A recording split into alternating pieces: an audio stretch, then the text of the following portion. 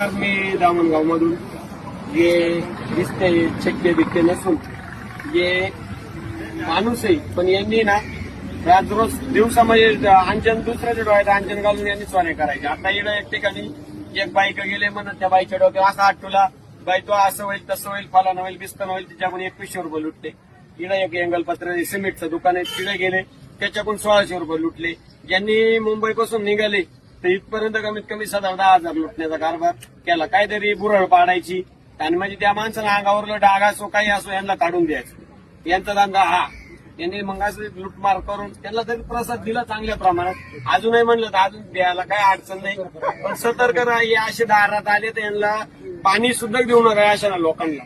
तिकडून लगेच हक्कलपट्टी, कारण तसं काय वाटलेच लगेच आपल्या नातेवाईकाला कोणालाही जवळच्या व्यक्तीला फोन करून आपल्या माणसाला सतर्क करायचं. पण हे दारात नका, कुणी येऊ काही येऊ, छक्का येऊ पंचा येऊ, पण यांना दारात येऊ. नाव सांग द्वारा सांग पूर्ण नाव सांग. रमेश डॉक्टर मुगट. कुठलं आहे? झूम करा. काय केलं ते सांगा, गुन्हा कबूल करा. ते काय कोणाकडून पैसे घेतले ते सांग. कोणाकडून इतक्यात घेतले पैसे घेतले नाही? नाही किती घेतले होते? 1100. ते पोऱ्याकडून किती घेतले?